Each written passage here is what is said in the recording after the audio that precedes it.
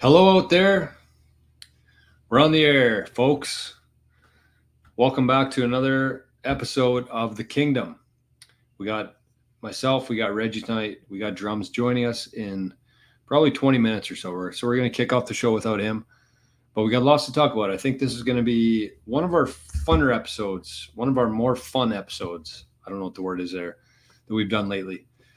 We're talking about the Reggie experiment. We're talking about the 88 Sats project, and we're talking about all the golf that's been going on, including one of our favorite guys, Aaron Cockrell. Big weekend in Ireland at the number one course in the world. So without further ado, we're going to be back here in exactly 30 seconds, and Reggie's going to pretend to be drums.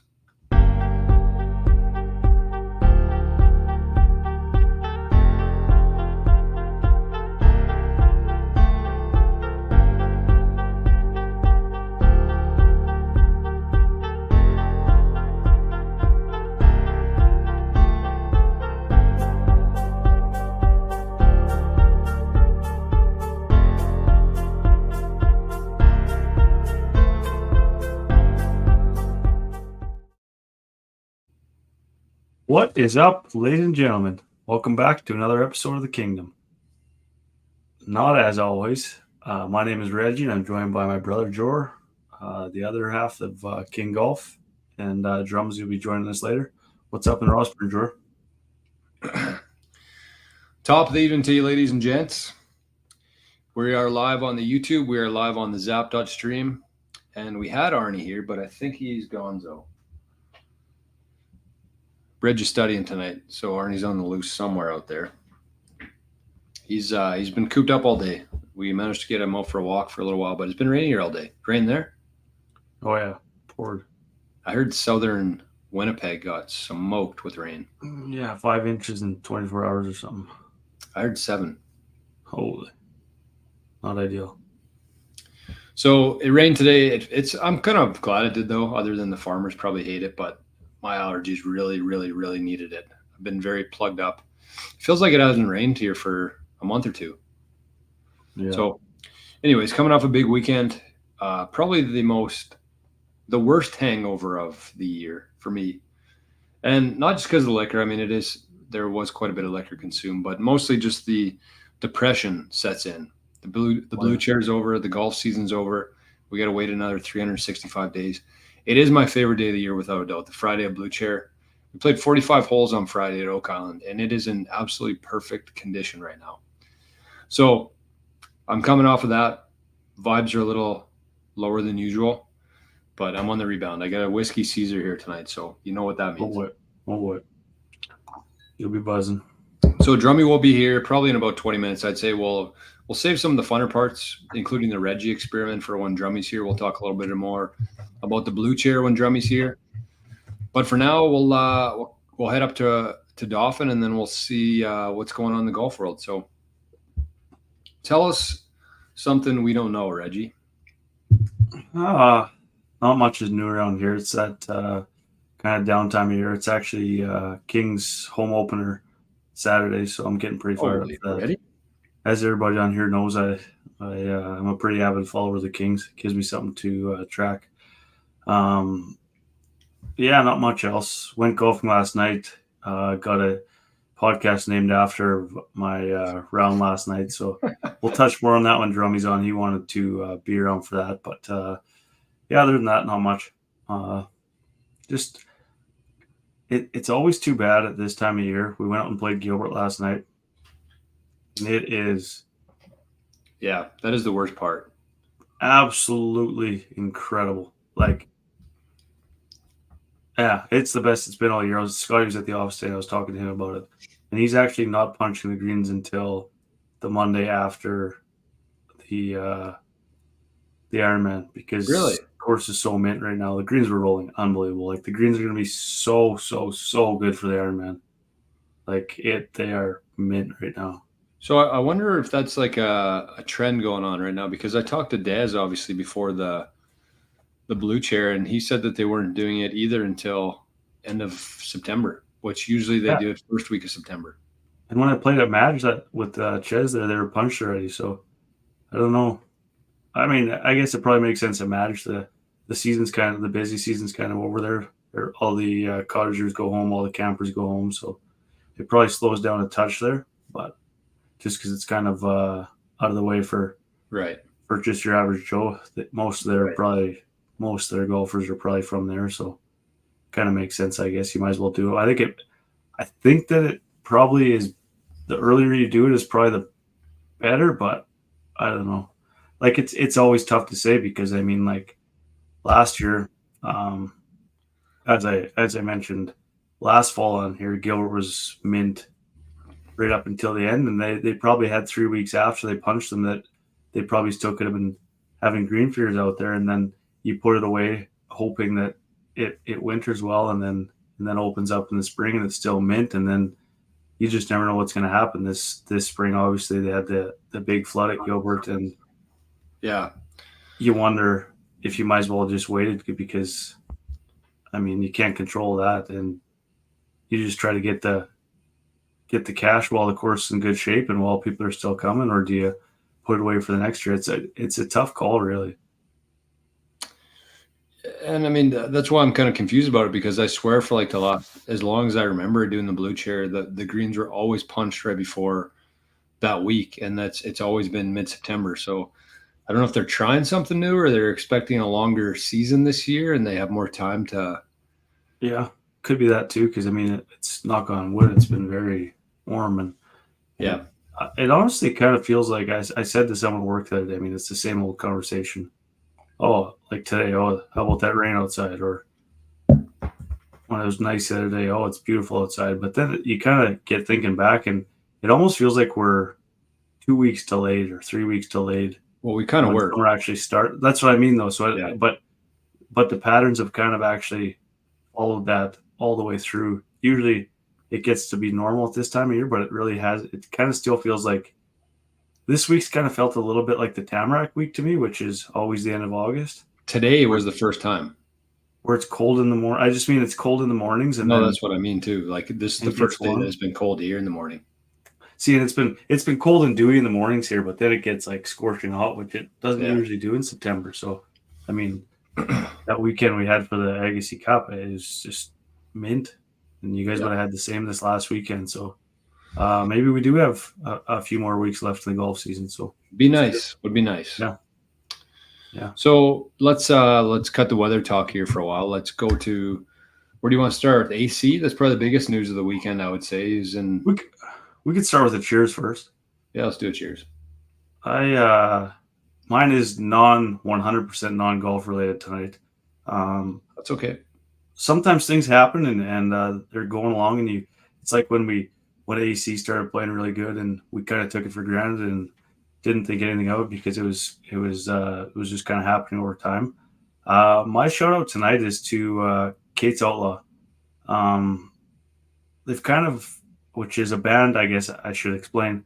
It's a band of locals. Dylan Nolt, one of my really good friends growing up, and then his brother Kyle Nolt, who's my coworker's husband, and Steve Lukey and Levi Winters, and they've always been. I've always said they're one of my favorite bands ever to listen to live. Kyle's got such a unique voice, and they've always kind of just done it as like a behind the scenes, pick up the odd weekend, go play somewhere, and then just play on, say, like a Saturday afternoon at Country Fest or like Rock in the Fields.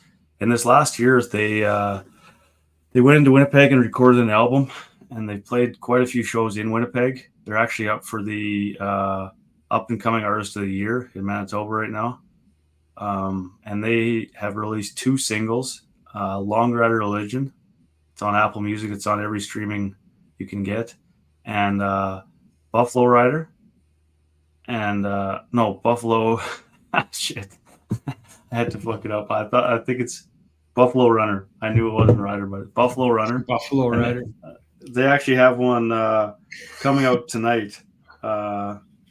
And it's actually got a fiddle in it. And I'm a sucker for fiddle and music, and it's called The Trapper. It was actually written by Dylan. So they released that at midnight tonight. It's just really cool. It's a small town band. They're getting bigger and bigger, playing shows in Winnipeg. It's cool. So cheers to what they've done last year. They've it's much like golf where you have to put in the work to get the results, and they're putting in the work, and they recorded an album, and things are trending in the right direction for the boys there. So keep an eye out for that release tonight. It's called The Trapper by Kate's Outlaw. Cheers, boys. Great dudes. And yeah, I mean, you said golf, but I think it's pretty applicable with anything in life. Everything we see on our phones, on TV, it seems like they come out of nowhere, and some do. Some do. I think the rare, very rare anomalies, such as the Hawk Tua girl, comes out of nowhere for sure. But everybody else, you don't see the work that they put in through the years. And I think a lot of people, including Kate's Outlaw, it's pretty easy to quit when you've been doing it for years and years and years and putting all that time and getting nothing in return for it. It's very easy to quit. But on the other side of that is where the success happens. If you can get past that hard point where it feels like that's the end of it, I don't want to do this anymore, it's usually the people who find success get past that point. So big shout out to them. Great guys. I agree with you. Kyle's got a great voice. I really like their first song. What'd you say it was? Long Rider Religion. Yeah. I just really good. Just a different sound, unique sound. Even just the riffs in it is pretty badass.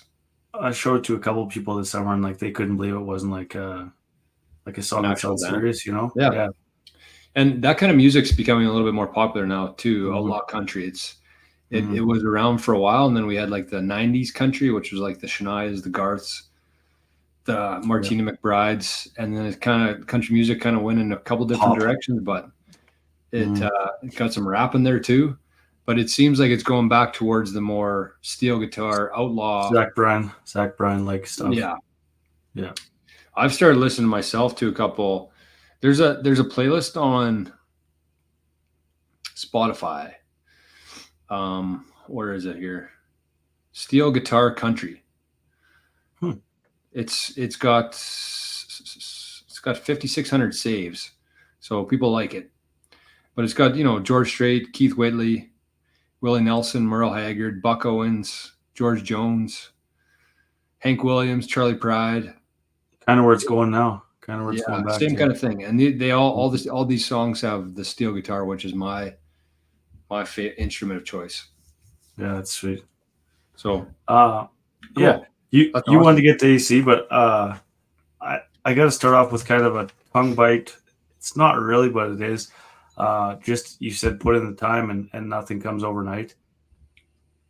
We probably don't say it enough. I mean, we talk about it, but what Foreplay is doing for golf right now is crazy. What do you mean? And just all the content they have, it's such good content. All the Barstool stuff is so good, and Foreplay is no different. The stuff that they're doing and the mountain that they've found themselves on top of right now in the golf world is crazy. Like hitting the ceremonial tee shot at the Creator Cup.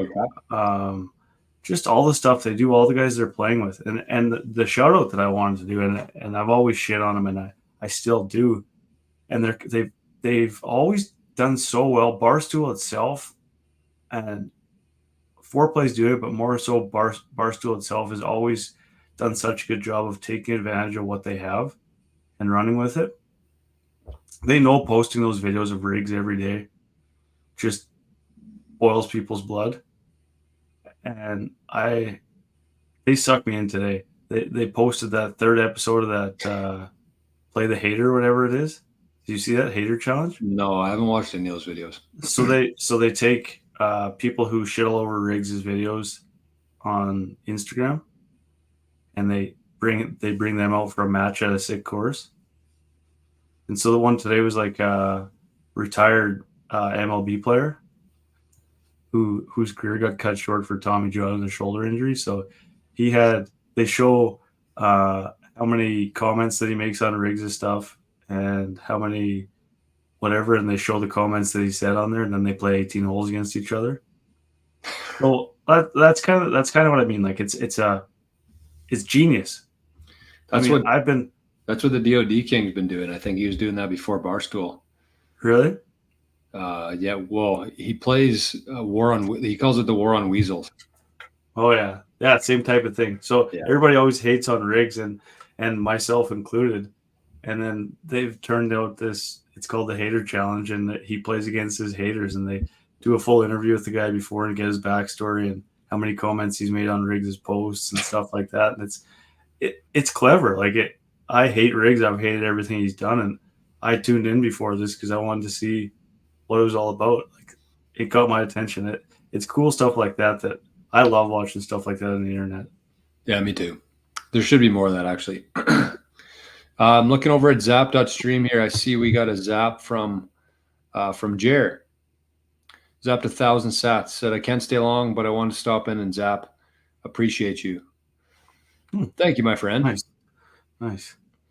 So in a couple shows here, we got 3.2 thousand sats, which is 3.2 thousand sats more than we've got on YouTube from 183 episodes. So I don't mind that. I'm a big fan of Zap.stream. There's about equal amount watching in Zap stream right now. So pretty cool. But maybe we'll wait for Drummy shouldn't be very long. I wanted to talk about it. We'll wait maybe to talk about AC and that kind of stuff till Drums gets here. Okay. That work?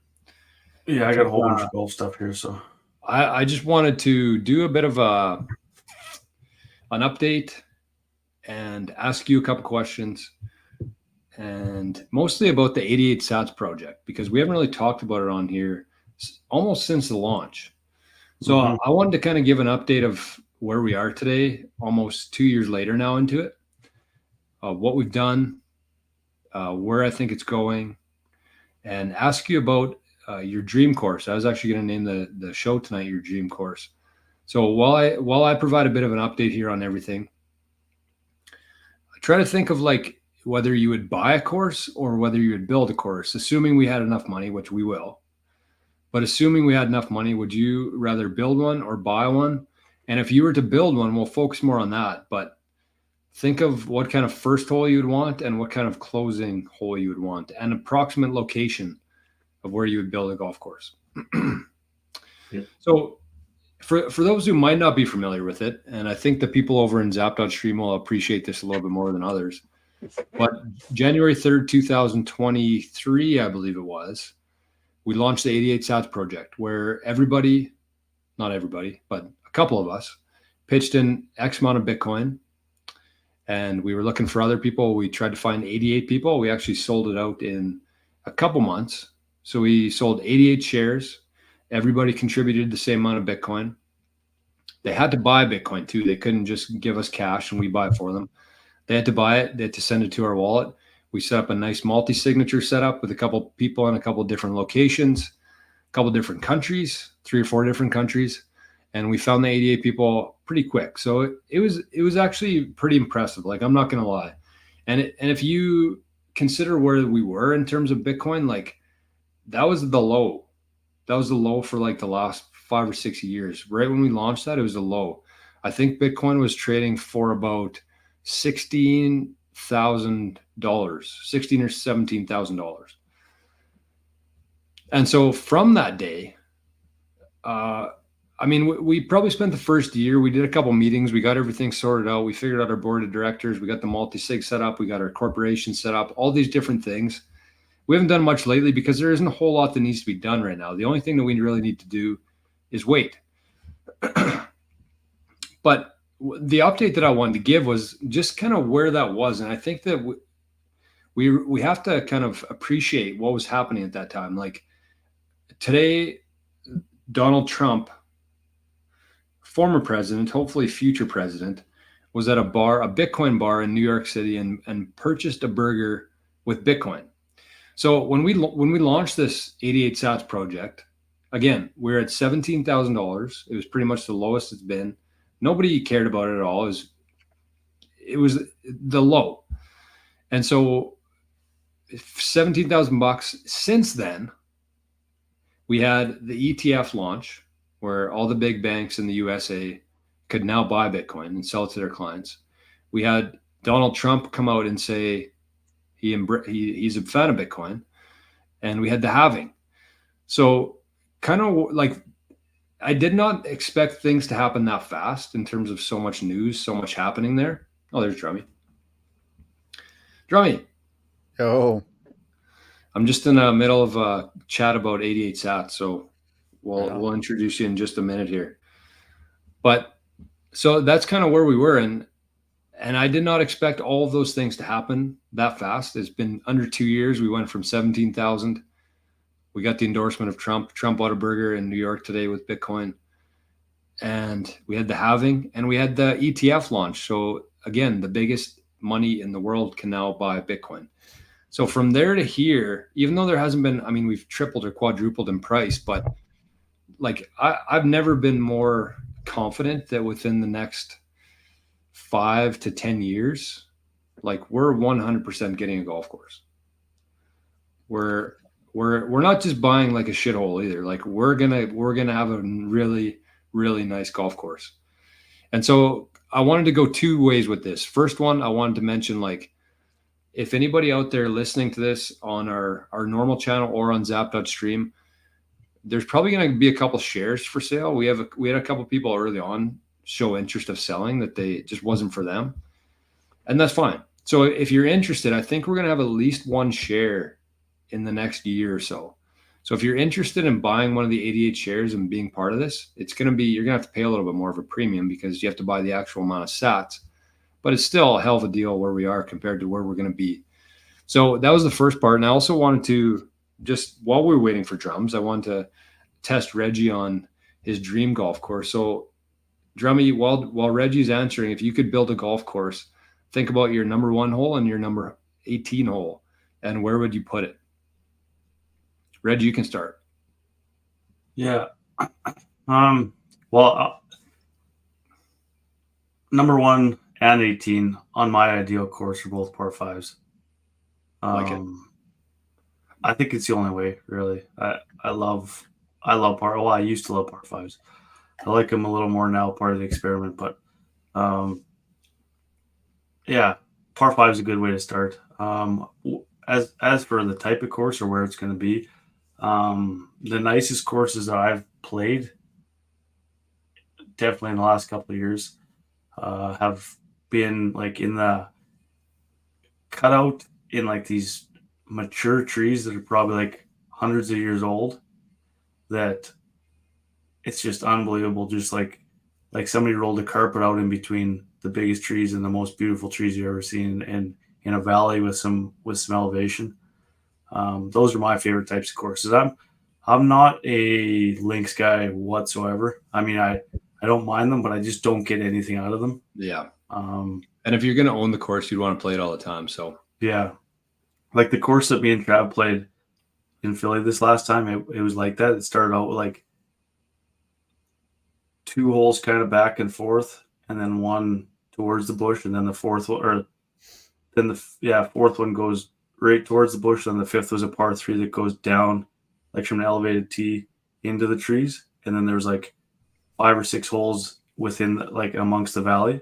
So sick. That's my ideal course. Like, I don't like flat courses. I love that shit. Yeah, it was in Philly. It was sick. That's my type of course. And whereabouts, I guess, just somewhere where there's lots and lots of trees. I like it. I like the what about weather-wise, challenge. Though? Hey? What about weather-wise? I like the challenge of like wind on a course like that. No, but I like it when it's on a course like that. Like if you keep it below the trees, it really doesn't touch it. Yeah, I like that. If you hit one above them, you really notice it, and you can't really feel where the wind is when you're down there. So you really have to like. I feel like I play way better golf when it's like that, because you actually have to bear down and focus where the wind is instead of just stepping up. I don't know. Like that's why I like Gilbert so much too, probably because lots of it's within the trees and slopes and everything like that. So yeah. Weather-wise, I mean, I'd like to play it all year, but I don't think that's going to be possible for us here anyway. So, who says it has to be here? Well, I just mean to make it worth it to play all the time would probably be handy to have it here. You could always move too. Drummy, what do you think? I don't know. I don't know that I like par 5s off the start. I'm thinking par 4. You know what? One of my favorite starting holes is Kenosee. Oh yeah. You kind of get a look of the elevation straight down, little dog leg. Like Reg said, I do like playing amongst the trees, not in the trees, but as long as there is a lot of mature trees around. But at the same time, if we're dreaming here, I want it kind of split. Give me kind of like a Dosa-esque where it is kind of going to be Two different nines. the two different nines. But even if you had it like mixed up in there, so if it was like 2 holes one way, 2 holes the next, and just kind of went like that. But I am 100% with you. 18's got to be a par 5 to finish. You gotta. I would also like. I don't know. I'm a little more water, too. Yeah. Where playing around some water, like granite, those couple holes that kind of wrap around the lake, something like that would be unreal. A good mixture of granite hills and what's the one in Saskatchewan we played? Dakota Dunes. If you could find a way or an area to mix those two in, whew. You need to go to Cabot. Or is that we're talking talking about Cabot? That's exactly how Cliffs is. I guess there's no water though in the sand hills. Is there? No, it's more like a desert than anything. You could always put in a few artificial ponds in there though, or that's not the same. No, that'd do. I guess we're dreaming, right? So money's not an option. We're definitely having like a full blown hotel casino attached to this sucker too. Hell yeah! Hell yeah! Unreal practice area. Yeah. Yeah, I was thinking about it too, and I mean, I had a little bit more. What was that, Drummy? So wherever it is, it'll be sick. Yeah. I think we got to go shoot for something we can play year round, though. I was thinking that too. Yeah. And business-wise, it's hard to run a golf course when you can only golf for 4 or 5 months a year. Yeah. Different when the city owns it or the town owns it, but when we're paying the sats for it, it's a little bit different. I had a little bit more time to think about it because I knew I was going to ask you guys this question, but I'm actually with Reggie. I love the idea of starting with a par 5 and ending with a par 5, mostly because with the par 5 to start, I feel like you have a little bit more room for error. Like you could hit a bad one, everybody gets the first tee jitters, but you could still make a par from there. Like I don't think you should ever start with a hard hole. It's got to be something to get you going, get you started. And I think that actually Wheat City, as much as, some people shit on it, I think that the actual layout itself and like the structure of the holes and how it flows together, I think is perfect because it ends. 4 is a pretty easy par 4. It's got a beautiful view and it ends on 18, which is not an easy hole, but it's not a tough hole. And I think that 18 should be a par 5. So you can always finish with a birdie or an eagle, or at least give yourself a chance at it. So it leaves a good taste in your mouth when you leave. That's the key, I think. You have to have a course that leaves a good taste in your mouth after the 18th hole. That's what most people remember about the course. But leading up to 18, this is why I also love Wheat City, is because you have some hard holes there. So if you're down in a match, let's say you're 2 or 3 down with 4 or 5 to go, like if you have some challenging holes in there where anything could happen and it's pretty unpredictable, then you're never really out of the match. But then you get to 18 and you still want it to be fairly easy and leave it a good taste in your mouth. So that's what I would say. I'm with Reggie. I'd start with a par 5, end with a par 5. Not too challenging, nice views. In terms of location, I think that I was kind of thinking the same in terms of Dakota Dunes, thinking like Minot. Like I just love the rolling hills. That's why I like Oak Island so much. Like it just looks like a whole bunch of rolling hills. I just love that. And it seems like the soil and everything is better for a golf course with that as well. The drainage is better. So I would find a place with some rolling hills, some mature trees, and a little bit of water too.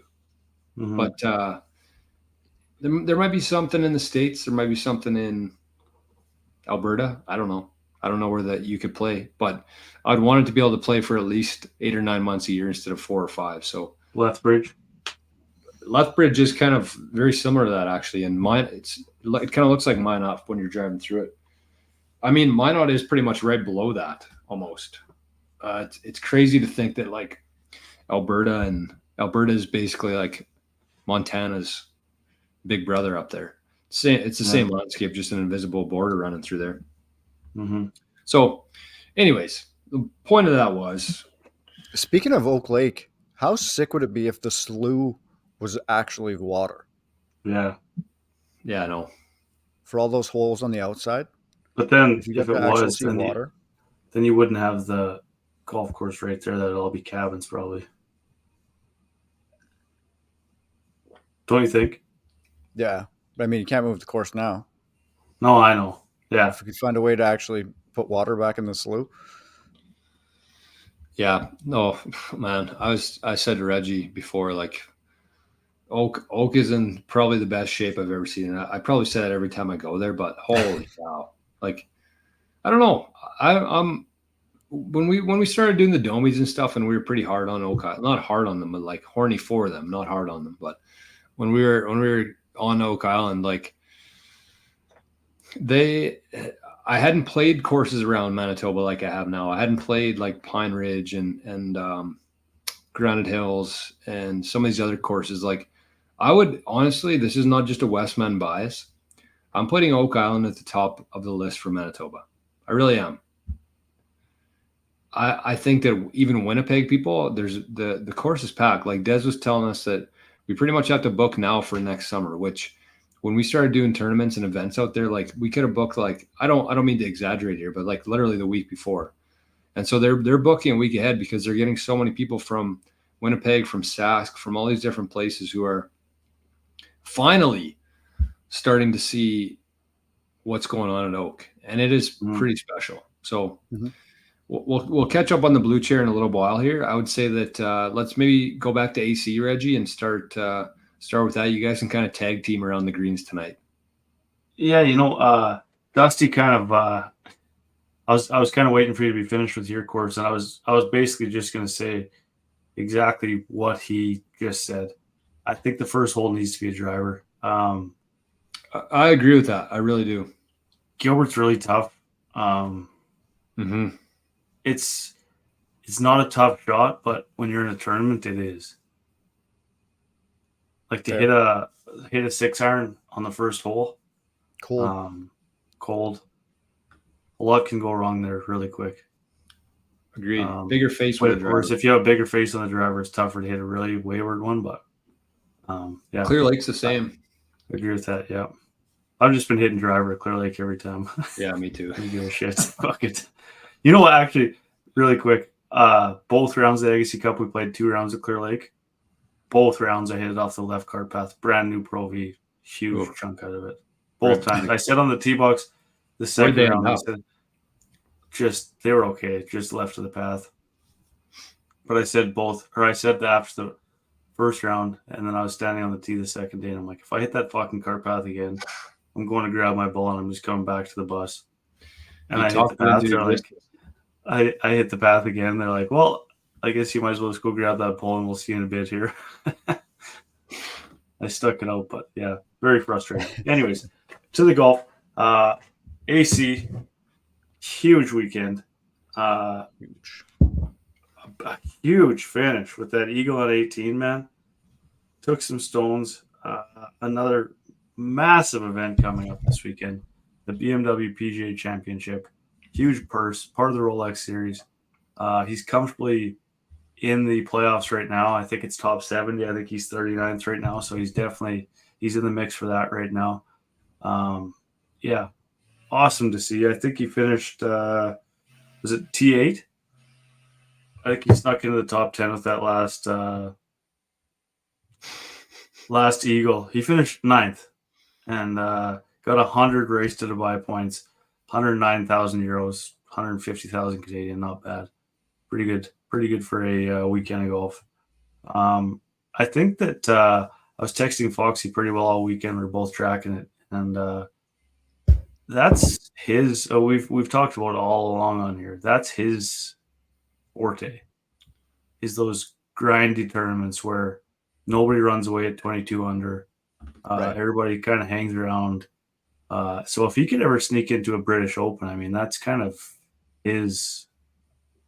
That's his game, right? So, yeah, pumped for him. Huge weekend coming up. He's obviously going to get more and more comfortable being over there now full time.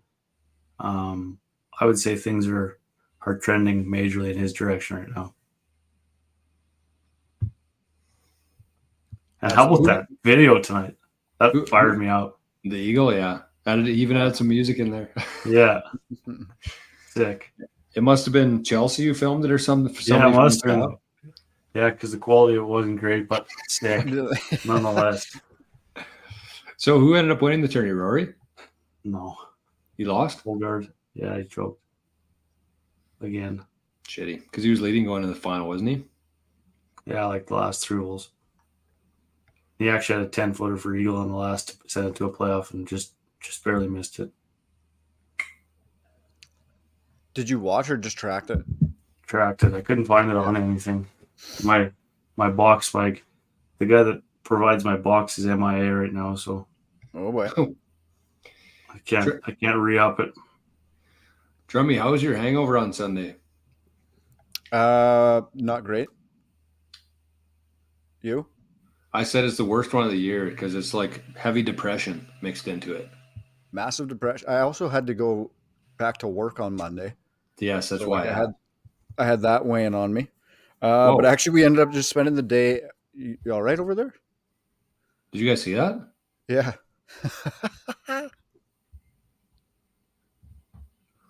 We actually spent the day at the Food Truck Wars little fair that they had on.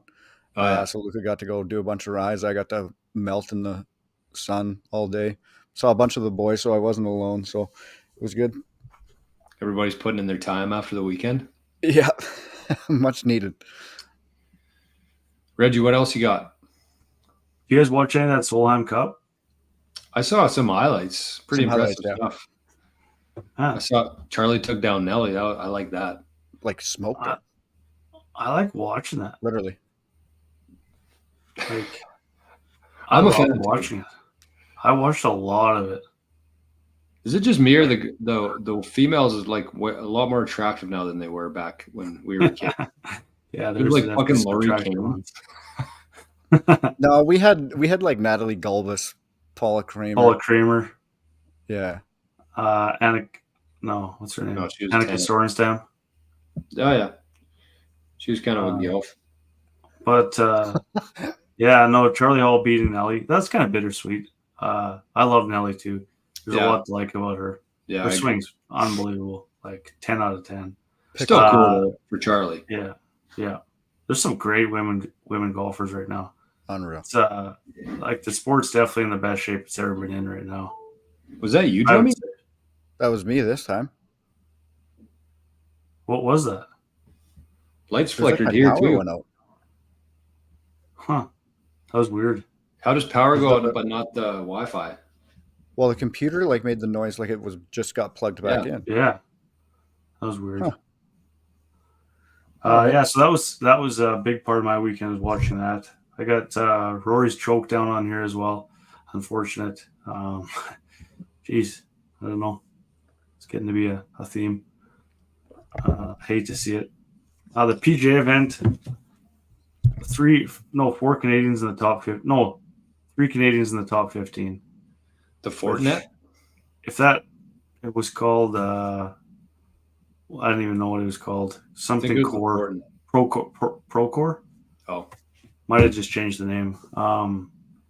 We've talked about it on here too much probably, but it's just crazy how it's just like just another weekend on the PGA when 3 Canadians are in the top 15. If that happened 10, 15 years ago, like there'd be like every write-up in the world would be in Canada would be profiling how there was 3 Canadians in the top 15. And now it's just become kind of like a weekly occurrence where 2 of them get hot and they're in the top 15. It's really, it's hard to believe actually, considering where Canada Golf was. And our guy has a lot to do with that, I think. Like DI has turned Golf Canada into part of it for sure. Yeah. It's unbelievable. Like it's so cool actually. Like checking every leaderboard, there's always one sniffing around the lead. Every week.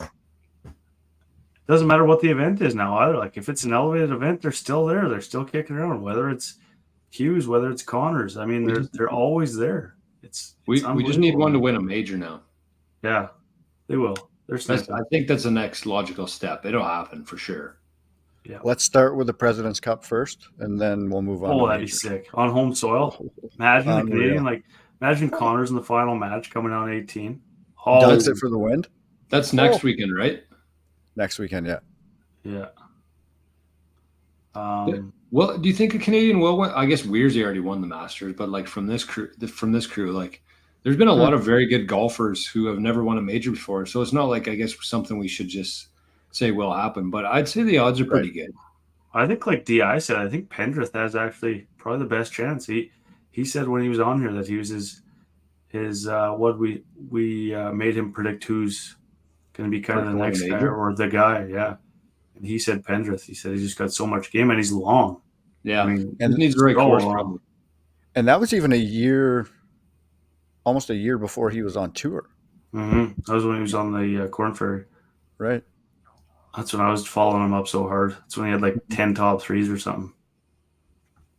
And the last bit of golf news I have here is kind of the details that are getting leaked about the meeting between the tours. Really? I haven't seen anything.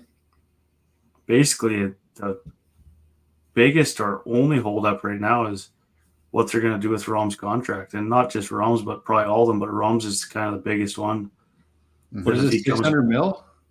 300, I think. And if he comes back, what they're going to do with that. And lots of the players have said that he either forfeits all the money he wins on the PGA or he donates all his winnings that he wins on the PGA to charities, or there's a few different options, but that's apparently the biggest thing holding everything back right now is his contract. And there's talks that he might have to forfeit his whole contract from LIV in order for the two tours to come back together. Wow. They're that close. That sounds like it. I don't know. If you're Rombo, do you go for that? Yeah. I think he probably I go for one of the first two options. Right. Only if he gets to keep the 22 he won for this year. Yeah. I would say, yep, fuck it. Let's get back to normal. Like that's how much you went on LIV? Yeah.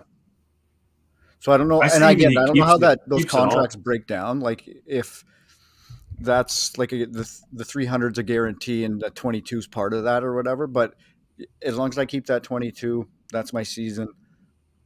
Whatever. Let's get back to normal. The 22 wouldn't be part of that. That'd be something completely separate. I don't know, because there were like the guarantees. So your winnings. Oh yeah, maybe.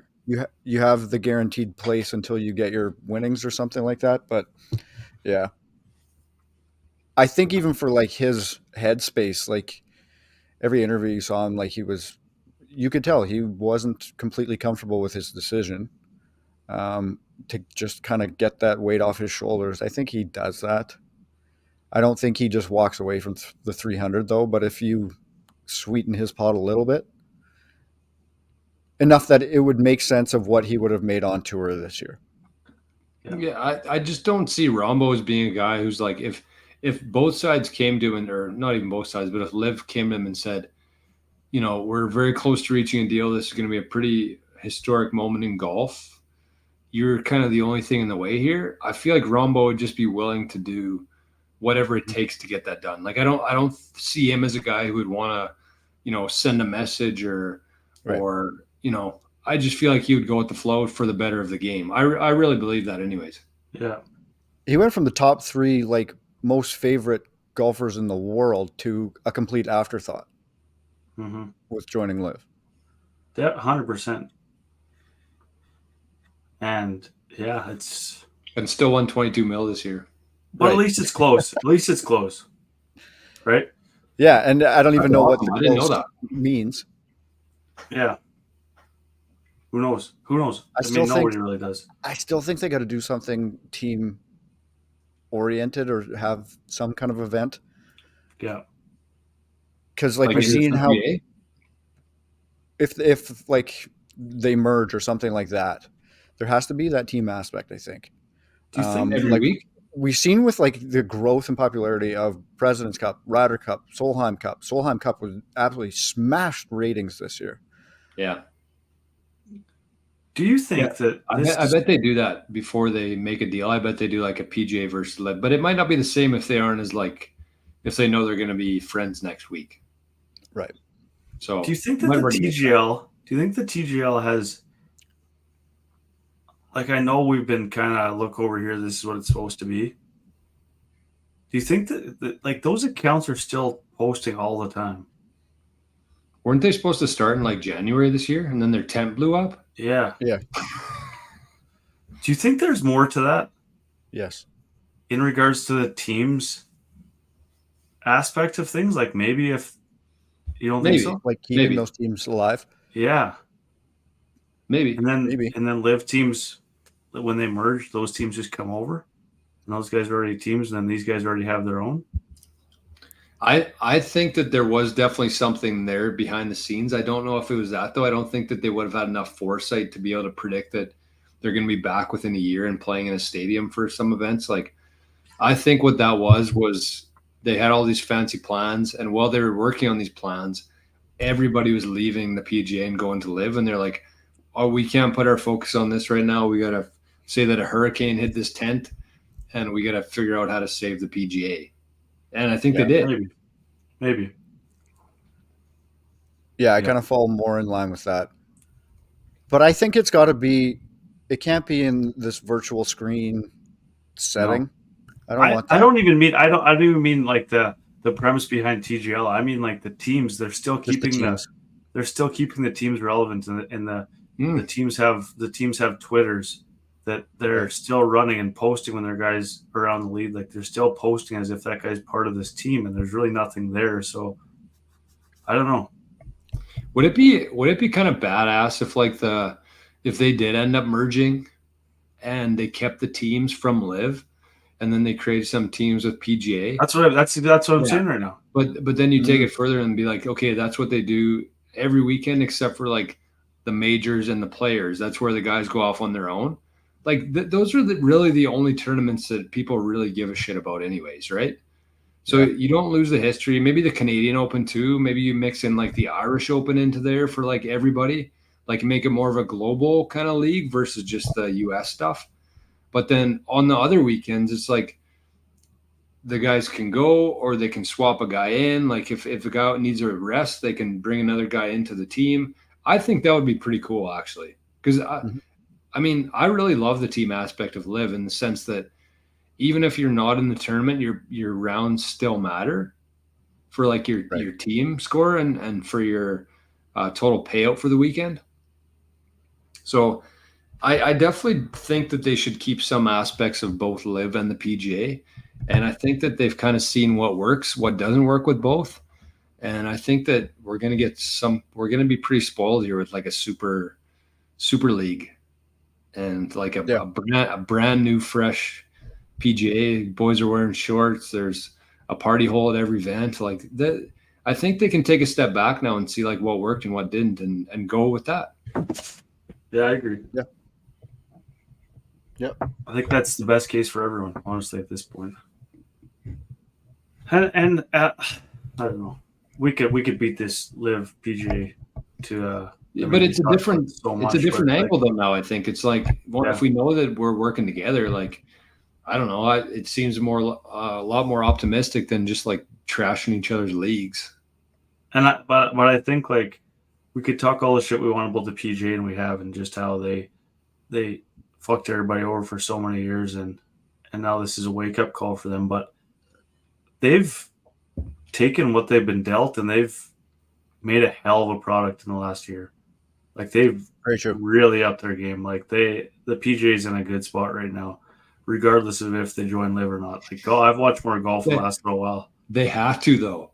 I know, but they did. They could have tried stuff to keep up, like, and completely swung and missed and got buried, but they didn't. Is some of that the emergence of some younger players too?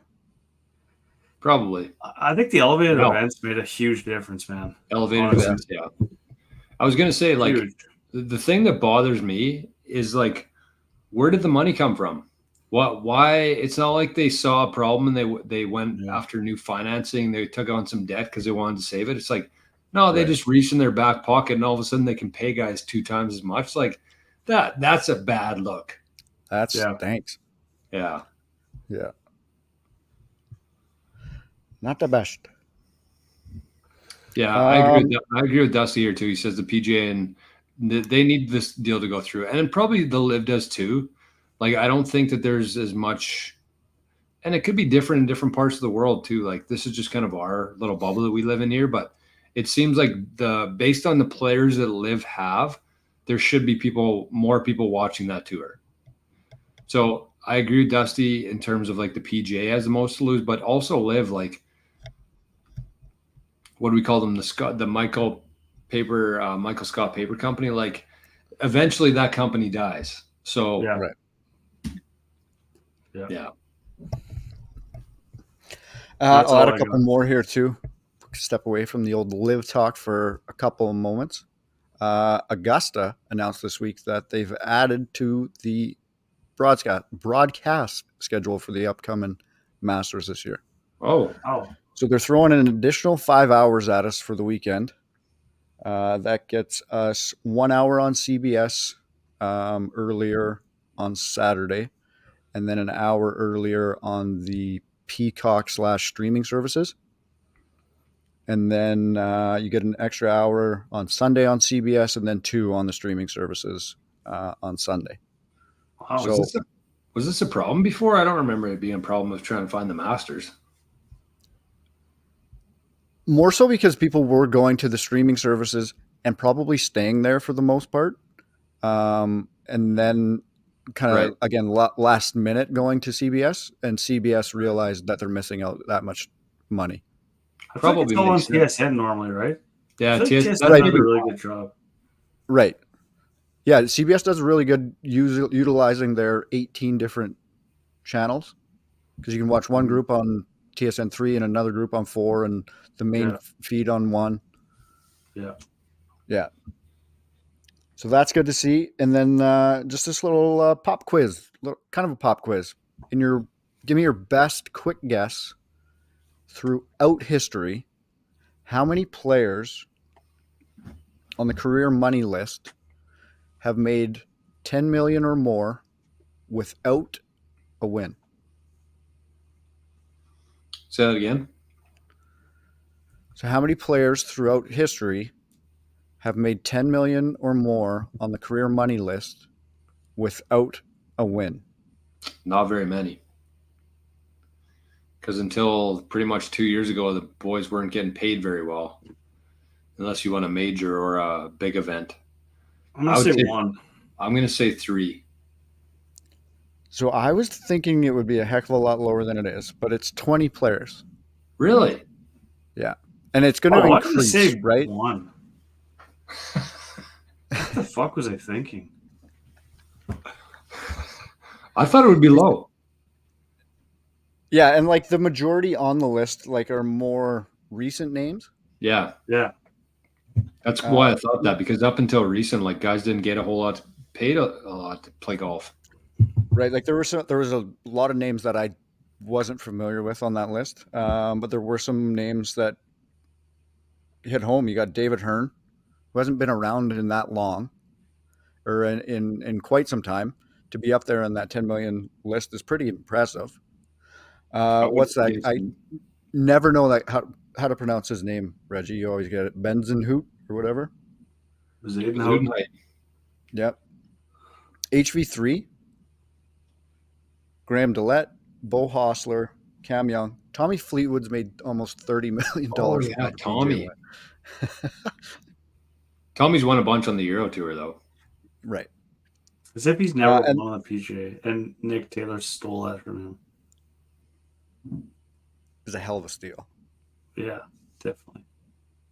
And then just to kind of put that into perspective, some very notable names did not reach the 10 million mark with some crazy numbers. Ben Crenshaw, 19 tour wins, 3 majors, total of $3 million earned. Lee Trevino, 29 wins, 6 majors, $6 million. Jeez. And then Okay, Johnny wait. Miller. Sorry, go ahead, Jeremy. I'll talk about it after. And Johnny Miller, 25 wins, 2 majors, 7 mil. So there, it kind of gives you a look at the eras, right? Like Lee Trevino, way back in the day, what these guys were getting paid. 29 fucking wins this guy had. I guarantee you, 6 though, majors. $3 million in 1965 went probably at As least far as 10 the 10 times does further, now. maybe 20 times further than it would today. So, Yeah. Right. But it's Not just even crazy so much what the dollar's worth, but what everything was worth at the time. Yep. What those numbers are now compared to what they were back then. Just absolutely nuts. Absolutely crazy. But yeah, I was with you guys. Like when I first saw it, I was thinking maybe like 5. And then I thought, is Yeah. that too much? And then to see 20, I was like, holy. Yeah, I agree. Well, I said 1, so. I don't know if speaking of money stuff, this and how shitty our dollar is right now. I don't know if we ever talked about this on the show or if I just posted it somewhere else, but I thought this was kind of cool. I shared this during the Masters. Yeah, you did. We Did I talk talked about about it it on the there, show? I think so, yeah. So it was about the Masters purses. And so I'll just give you the 2014 and the 2024 version of it. So in 2014, Bubba Watson won the Masters. He won $1.6 million for it, the purse. That was his take home, which was worth 3,600 Bitcoin. Like 3,600 Bitcoin, not $3,600 worth of Bitcoin, but 3,600 Bitcoin. 2024, who won the Masters this year? Scotty? No. Yeah. Was it Scotty? He won, or whoever won, I think it was Scotty, 3.2 mil. So the purse went from 1.6 mil in 2014 to double 10 years later, 3.2 mil. And he won 50 Bitcoin. So even though the purse doubled from 1.6 to $3.2, it went from 3,600 Bitcoin to 50. So I'm really looking forward to 10 years from now and seeing how much the purse is going to go up in dollar terms and how much it's going to go down in terms of the amount of Bitcoin that they won. Kind of crazy. Yeah, it is. Honestly. So let's round out the show here with the Reggie experiment. We hyped it up a little bit and we saved it for the last 5 minutes of the show here. So Reggie, give us a bit of a take on what the Reggie experiment is, how your first result was, and what we can expect going forward. Yeah, so basically, talked about it time and time again on this show. 7 iron down, 8 iron down. Probably close to the best I've ever hit it. 6 iron up. 6 iron to 3-wood, I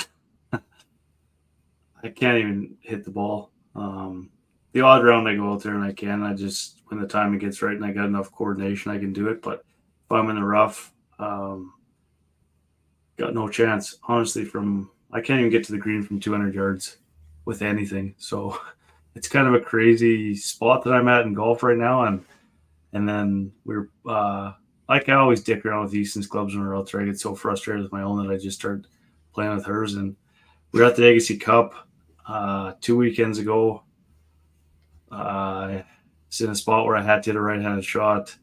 I couldn't hit a left-handed shot, so we were playing alternate shots, so I grabbed my partner's club and knocked a 4-iron like 15 feet from 200 yards. And I like just a perfect ball flight, perfect off the face. I haven't hit one of those in probably 6 or 7 years with a left-handed club. And then the Sunday of that, Saturday, we lost our match on 14, and I played the last 4 holes under par at Clear Lake right-handed, and I was so frustrated, and I hit like 2 of the best shots that I've hit in fucking 20 years right-handed, and just crazy off the face. And I was like, man, like it'd be so much more fun playing golf if I could just play my long irons and driver right-handed and keep my field clubs like the wedges and all the way up to 9-iron left-handed. So I went out to Gilbert on last night with East, and I just bought her a new driver. It's got a stiff shaft in it, so it's. She joked the last time we went and played that I bought her the new set of irons this year and the new driver just so I could use them.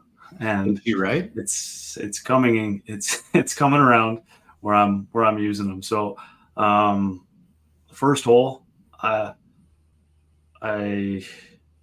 striped a 7-iron like 180 right down the middle. Knocked it to like 10 feet, missed the putt. So I was even, and then I number So two. wait. So what did you do? You went driver down to 6-iron right-handed? Driver down to 7-iron right-handed. And You're not even hitting your driver left-handed? No, 8-iron to putter. I thought it was just iron. No. 7-iron to putter. Actually, 8-iron to putter left-handed. So, number two, I stood up on the tee and it was into the sun, and I hit it, and it felt good, but I have no idea where it went. So I reloaded, and I absolutely pumped a right-handed drive. I was like 85 yards out on 2, and I knocked it on and made the putt. So I made a bogey on 2 with a provisional. Number 3, I hit a 5-iron to 160, like just ripped a 5-iron over the corner. Because she doesn't have anything more than a 5-iron, so I was just trying to hit a 5-iron as hard as I could when I needed to. And because she just still has her ladies 3-wood. So I was 160, and then it kind of like it came to the point where I was like 160. I'm like, I could probably hit a left-handed 8-iron, but I honestly feel I actually stood over the ball and I was like, this feels so uncomfortable swinging left-handed. So I grabbed the right-handed one and I knocked it, like the pin was on the far right side on 3 at Gilbert, and I hit it I was pin high, but I was on the left up on top, and I 3-putted. So I was now 2 over. I bogeyed, and then I hit a 9-iron to like 20 feet on 4 and made the putt for birdie. And then like I hit a left-handed 9-iron, made the birdie. And then I hit a driver to like 30 yards on number 5, and I put it to like 10 feet and missed the putt. And then 6, I hit a drive left, and I tried a heroic shot through the trees on the left. Like I snap hooked one. I knew I was going to hit some bad ones, but I mean, I've hit enough bad left-handed drivers this year that I'm like, whatever, this is still fun. So I was left, and I tried to fly it over the trees with a 5-iron, and I hit a tree and kicked into the bush. So then I hit a layup out to the fairway and then made par. So I took a 7 there. And then on 6? On 6, I made a double. Which is the easiest hole in the course. Easiest hole in the course. I made a double. So now I'm at 3 over. 7, I tried to hit her 3-wood, and I hit a big high draw. So I was behind a tree, and I tried to actually hit a big block, like a big slice left-handed club around the tree, and I went into the hazard, dropped it behind, and made the up and down for bogey. And then 8, I pumped a drive again. I was like 70 yards out. I made a par. And then I played left-handed on 9 and made a birdie. So I was 38. No. That's a wild. Oh, yeah, because I bogeyed 7. I was 38. I was 3 over. But, yeah, and then I went to 10 and 11. Birds? No, 2 birds. On the plus, 2 par 3s. Plus 2, though, when you had a birdie. Yeah, plus number 2, yeah. And then I went to the back, though, and this was wild. Like, I hit a 5-iron to the left-hand side on 10, and I had like 196 out of the rough, and I hit a 5-iron to like 15, inside 15 feet. Like I couldn't even dream of hitting that this year left-handed. I would have topped it and then had to make the up and down from 100. What's your ball flight? Is it draw or it's like dead straight, like just a missile. It's crazy, honestly. Like I hit the one I hit a 5-iron on 11 too. No, I bought her like their men's. Oh, okay. They got regular shafts, but their men's like Wilson staff, and I hit a 5-iron on 11, like past the spruce tree, like the most crisp, I swear to God, that I've hit a ball maybe ever. And Easton's like, holy shit, I haven't. I was like, when's the last time you heard me hit that sound? She's like, probably like 8 years ago, honestly.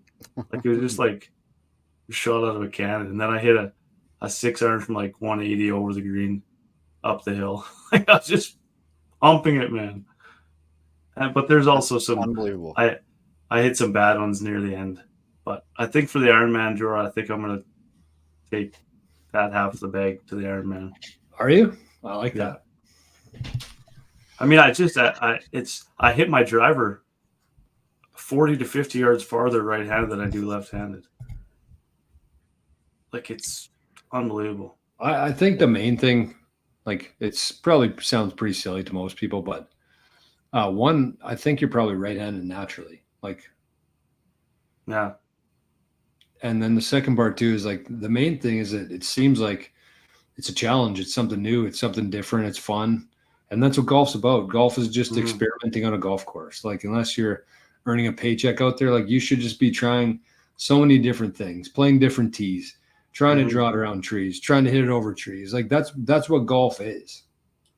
And I think the best thing about it too is, like, I don't have any swing thoughts. Like, I could just actually step up and hit it. You know, like, and the other part too, and that's what I was thinking when you were saying that. I'm like, the reason this is probably working so well is like you don't have any horror stories. You don't have any bad memories in your brain about playing right-handed, so you can just get up and do it. Like, there's no baggage there. But I don't think I ever could, because it's like, if I hit a bad one, I'm like, yeah, I'm playing the wrong fucking hand right now. True. Like, yeah, well, what am I expecting? But yeah, I don't know. And it's the same old thing we talked about with Brandon Todd. Like, he had the full swing yips and he switched to left-handed for a year, and it cured his full swing yips. That's what I was going to say. As I said, by the time you get to the point where you're out of the honeymoon phase and you have some bad memories in your head, you're probably ready to go back to being definitely, 100%. I need to get rid of all the band-aids I put on my left-handed swing for so many years, and this, I think it's fun. Like, I can't. It's just, I'm not having fun golfing anymore, and I had a lot of fun last night. I love it, for the Reggie. first time in a long time. So I don't know if I'll do it all the time, but I guess I kind of want to, honestly. But, like, to go to the range, I would never do it. You know? Why not? I just don't care enough to go to the range. Like, I'll just go out there, and it's fun because I can, like, if I want to step on one, like, I can. If I want to step on one left-handed, I have no chance. I top it every time. Huh. It's crazy. Maybe that's what I need to try. Hey, Jor? Yeah, you need to try something off the tee, Drummy. I mean, the rest of your game was actually pretty decent. It was just the tee box. Unbelievable, man. Like, I don't even know if I brought this up last week, but, like, I played 4 times the week before, and played good. Like, I played like the best I've been playing all year. I was hitting great drives. Like, the 9 holes I played with Luca at Glenlee, I parred. So, like, I was playing good. I had some confidence coming in, and then just nothing. The 18 we played on Thursday before the Blue Chair, you actually hit it pretty well too. And Oak Island historically is your favorite course to play and the best course you play at. Hey, speaking of that, Jor, are you going to Drums' thing in a couple weeks? Next weekend? Yep. Maybe we should try to play Oak on Sunday. Or are we watching Presley's Cup? Oh, yeah. Yeah. Shout out to Bailey here. Been watching you since you had 60 followers. That's 88 sats. 88 sats. He said add 88 the next one. Channel's been growing. So shout out to Bailey, early watcher. Love that. Anyways, I got to get the hell over there. Well, I was just going to say one more thing there. What was it? Drummy. Oh, me and Drummy won the horse race, or tied the horse race. We were on the way to Oak Island, and I was sitting beside Drummy, and I said, Drums, pick me. We're going to win. And he picked my name, like, not even first or wasn't the last one. It was, like, right in the middle of the pack. He picked my name, and we got through 9 holes. We tied Moosey and Horny in the finals, which is pretty solid competition there. I don't know how those two ended up together. We take the high handicaps and the lower handicaps, and they draw. And so Moosey and Horny ended up together, and we tied 9. We went from 150 yards, we tied, and we went from 200 yards, and we tied. And the bus was waiting, so we just figured we'll go home. So pretty impressive, I would say. Oh yeah, congrats, boys! It was a lot of fun. It was again the best day of the year for me. So sucks that it's over, but glad that it happened. So anyways, good show tonight, boys. We had a lot going on, lots of different golf topics tonight. We got some zaps over on the Sat stream. Good epi. Yep. Absolutely. That's it, boys, for this week. Let's make sure we keep track of AC this weekend, everybody. Let's kind of keep cheering our boy Big on event. for the end of the race here. Get behind them. Get behind them. That's it. We're out of here. We'll see you next All right. week. Love you, fellas. boys. Peace. Later. Love you, boys.